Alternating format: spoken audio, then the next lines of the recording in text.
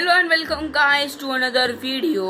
सो guys, आज के इस वीडियो में हम लोग करने वाले हैं biology 9th ICSE which is published by evergreen candid. So guys, आज इसके अंदर हम लोग जो फर्स्ट लेसन है उसके अंदर हम लोग पहले के 4-5 पेजेस करेंगे, ठीक है। सो गाइस, आज सिर्फ हम लोग थोड़ा सा ही कर रहे हैं, मतलब फर्स्ट लेसन का उसको एक पार्ट 1 और पार्ट 2 में डिवाइड करिए गाइस। आज हम लोग पूरा लेसन तो मैं पूरा एक्सप्लेन नहीं करूँगा क्योंकि बहुत बड़ा लेसन है तो फिर बहुत बड़ी वीडियो बन जाएगी। मैं पूरा लेसन एक्सप्लेन नहीं करूँगा, मैं मतलब आधे से भी थोड़ा 45% नहीं 80% ऑफ द लेसन मैं आज सिखाऊंगा। फिर जो अगली वीडियो रहेगी ना उसके अंदर मैं 20% of the lesson and the exercise, जो आंसर देने होते हैं एक्सरसाइज के पीछे, मतलब लेसन के पीछे वाले, तो गाइस वो दूंगा, ठीक है। तो चलिए शुरू करते हैं। सो गाइस, हमको जो ये फर्स्ट लेसन है उसके जो फर्स्ट पैराग्राफ हमको दिया है दैट इज़ बायोलॉजी, मतलब जो उसका फर्स्ट पैराग्राफ है वो इंट्रोडक्शन, ठीक है। तो मुझे ये लेसन है उसका इंट्रोडक्शन दिया है उन्होंने इस फर्स्ट लेसन में, फर्स्ट पैराग्राफ में उन्होंने जो लेसन है ना उसके मतलब ऐसे इंट्रोडक्शन दिया है कि इस लेसन में क्या होने वाला है, ठीक है। तो हम लोग ये पूरा पैराग्राफ पढ़ते हैं, फिर उसमें मैं एक्सप्लेन करता हूँ, ठीक है। तो क्या पैराग्राफ में क्या दिया है, biology is the study of living organisms, all the living organisms in this universe with exception are made up of every small compartments called cells. मतलब ये कहना चाहते हैं कि देखिए, जो biology is the study of living organisms, मतलब आपको तो पता ही होगा जो बायोलॉजी है it is a branch of science and it is the study of living organisms, ठीक है। फिर उसके आगे हमको क्या दिया है, all the living organisms in this universe without exception are made up of very small compartments called cells. मतलब हम भी सेल से बने, मतलब हर एक जो लिविंग ऑर्गेनिज्म है वो सेल्स से बना है, ठीक है। सेल्स तो आपको पता ही होगी क्या होते हैं, the functional and the structural unit of the life is called cells, ठीक है। तभी हम लोग आगे का देखते हैं, ठीक है। सो व्हाट इज गिवन आगे, all the functions such as nutrition, respiration, excretion, irritability, reproduction, sensation, etc.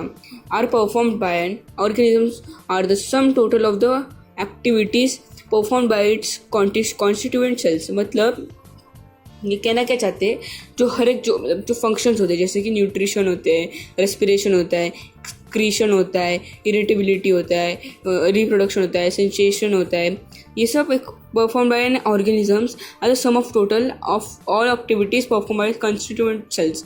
मतलब ये जो एक ऑर्गेनिज्म, समझे हम में सब काम करते हैं ना, हम रेस्पिरेशन में हम लोग सांस लेते हैं, फिर हमारा जो न्यूट्रिशन होता है, हम लोग रिप्रोडक्शन होता है, एक्सक्रीशन होता है, ये सब मतलब ये बता रहे हैं कि हम लोग क्या, मतलब हम जो करते हैं काम वो एक परफॉर्म बाय कॉन्स्टिट्यूएंट सेल्स से होता है ना, ठीक है। तो हम लोग आगे देखते हैं।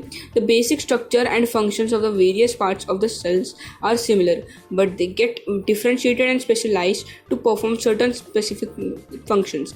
मतलब अब ये कहना चाहते हैं, जो सेल्स होते हैं मतलब जो basic structure of functions of various parts of the cells, मतलब जो सेल होता है उसका जो बेसिक स्ट्रक्चर उसका जो फंक्शन होता है वो सिमिलर होता है, बट वो डिफरेंशिएटेड हो जाते हैं एंड स्पेशलाइज्ड होता है जो to perform certain specific functions. मतलब जो काम के फंक्शंस होते हैं जो सेल्स को करने होते हैं उस टाइम पे वो डिफरेंशिएटेड हो जाते हैं, फिर स्पेशलाइज्ड हो जाते हैं, ठीक है। फिर हम लोग अभी आगे देखते हैं।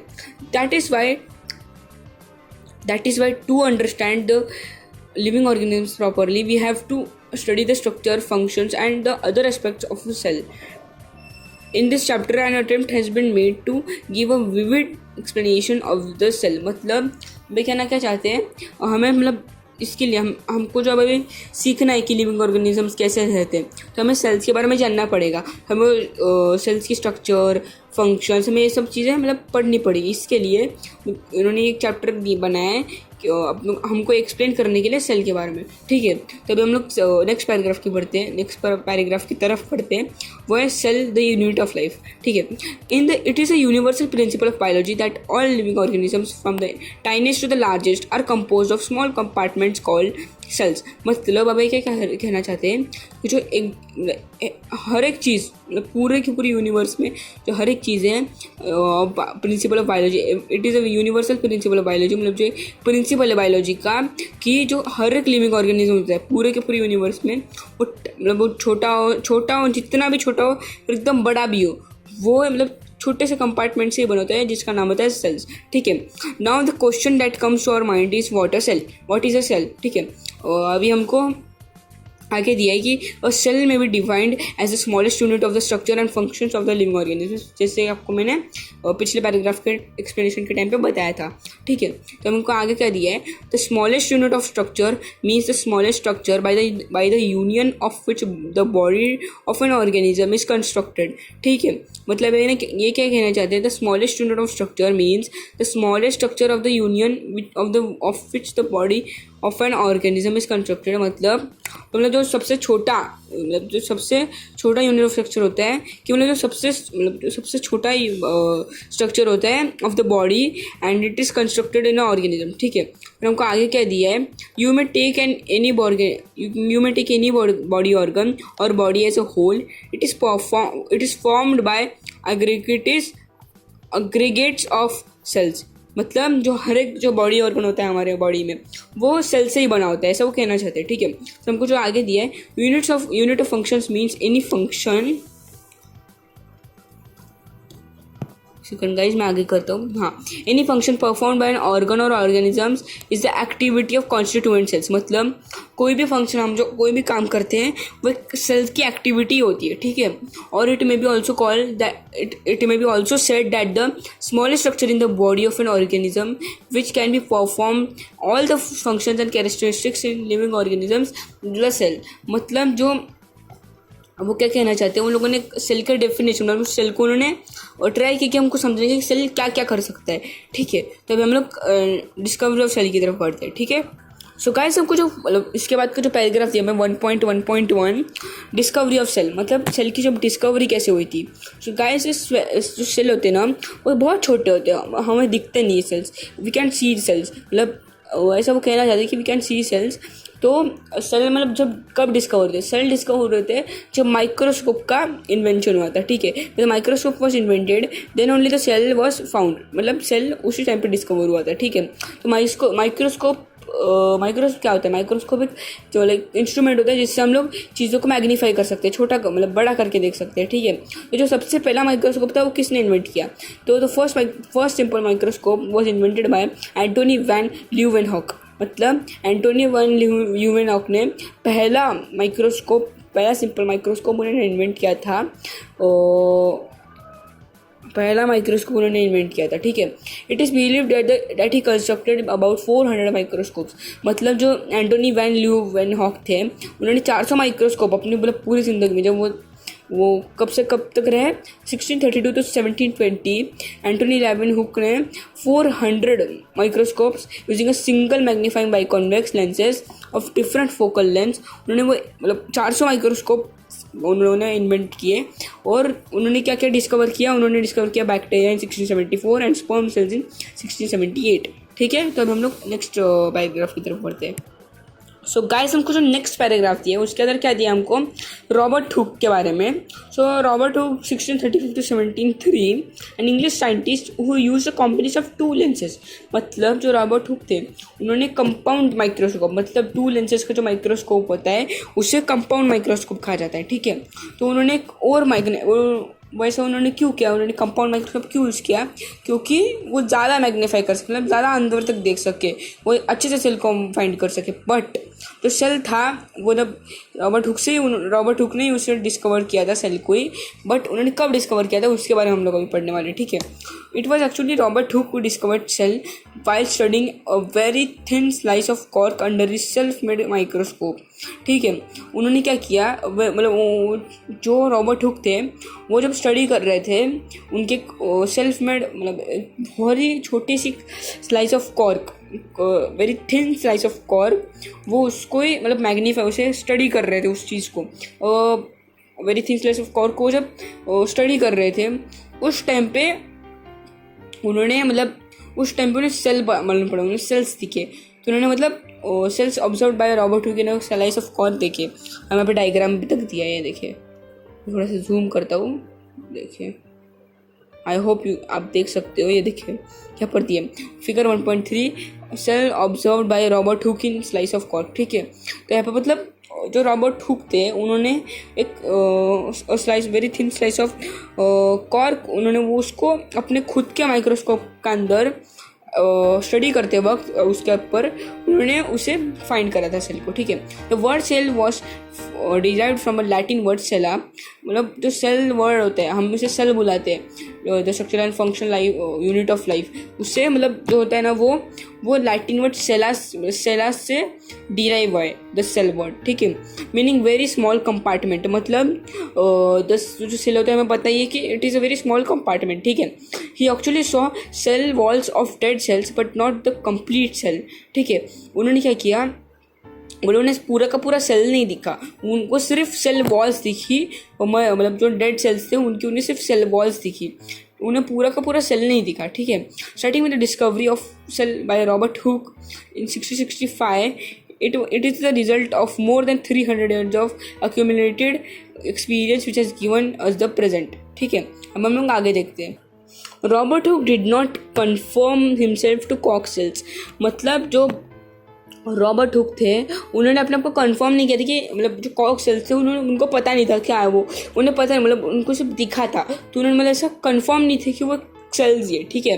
ही cut sections of different parts through the different parts of different plants, मतलब उन्होंने अलग अलग प्लांट्स के छोटे छोटी चीज़ें काट कर उनके मतलब डिफरेंट पार्ट्स उनको काटे थे, ठीक है। फिर he discovered that there were all made of box like compartments more than less than और similar to those which are observe in कॉक, ठीक है। मतलब वो क्या कह रहे हैं कि मतलब जो उन्होंने जो सेल मतलब जो उन्होंने वो पार्ट्स काटे थे प्लांट्स के, उन्होंने जब उससे स्टडी किया तो उसके बाद उन्होंने फाइंड किया कि जो बॉक्स के कंपार्टमेंट्स थे, जो सेल्स थे वो एकदम सिमिलर थे या फिर मतलब एकदम सिमिलर थे या फिर लेस सिमिलर, मतलब थोड़ा सा कम सिमिलर थे पर सिमिलर थे कॉर्क से, ठीक है।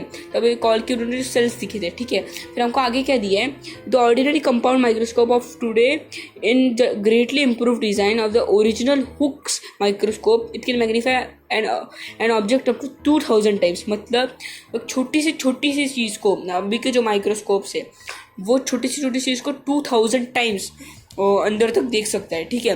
The invention of electron microscope by M. Knoll and M. E. Ruska gave a very high magnification power than that of the compound microscope, मतलब एक इन्वेंशन हुआ था इलेक्ट्रॉन माइक्रोस्कोप का बाय एम नॉक, एक second guys, M knoll और ई Ruska के एकदम very high magnification power की उन्होंने जो वो इन्वेंट किया था उन्होंने वो वाला माइक्रोस्कोप, उसकी वजह से हमको ईजी पड़ गया था सेल्स को फाइंड करने का। तो उन्होंने क्या what it did, it was 6 second guys, हाँ, it uses beams of electrons which are bent by magnets, मतलब वो जो इलेक्ट्रॉन्स के बीम्स यूज़ करता था और मैग्नेट से बेंट हुआ था, ठीक है। It costs magnify it can magnify object up to 2 lakh times, मतलब जो मैं पहला था 2000 टाइम्स, वो तो बहुत ही कम हो गया फिर तो इसके सामने। जो अभी मतलब जो उन्होंने डिस्कवर किया था वो ना 2 लाख टाइम्स का, इस मतलब वो बहुत ही ज़्यादा था 2000 टाइम्स, मतलब ठीक है। हाँ, तो अब हम लोग आगे का देखते हैं। सो गाइस हमको जो नेक्स्ट दिया है वो है सेल थ्योरी, ठीक है।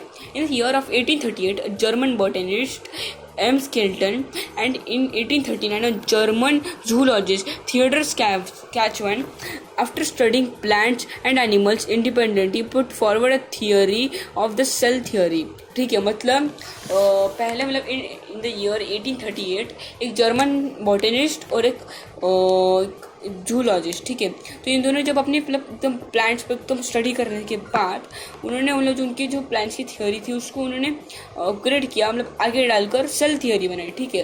उनकी जो सेल थ्योरी थी वो मतलब क्या बताती थी, ठीक है। उनकी जो सेल थ्योरी थी वो बताती थी all the living organisms whether plants animals are made up of cells, ठीक है। और living is a cell is the smallest unit of structure and living organisms, और a cell is the smallest unit of functions of living organisms, मतलब जो एकदम से जो अब हमको पता ही है, आपको सारे पॉइंट्स पता ही होंगे, ठीक है। सो जो उन्होंने थोड़े पॉइंट्स बताए थे, उन्होंने और भी पॉइंट्स बताए थे, क्योंकि जो आगे के पॉइंट्स हैं वो मैं आपको बताता हूँ।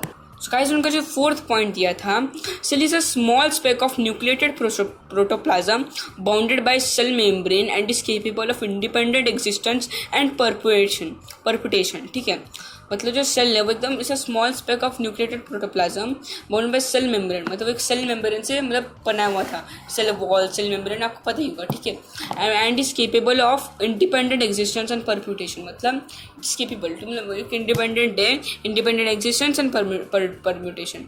ठीक है, परप्यूटेशन। हाँ, हमको जो नेक्स्ट दिया है वो है रुडोल्फ वर्चो ने 1858 सेड दैट ओमिनियस सेल्यूला ई सेल्यूला, मतलब meaning all cells arise from pre existing cells only, मतलब जो हर एक जो सेल होता है वो जो पहले के सेल्स होते हैं उससे ही आगे आते हैं, मतलब उससे ही सेल्स बनते हैं। ठीक है, और उन्होंने क्या कहा था, this also incorporated in the cell theory later on, मतलब सेल थियोरी के अंदर बाद में आकर ऐसे ही आ गया था कि एवरी सेल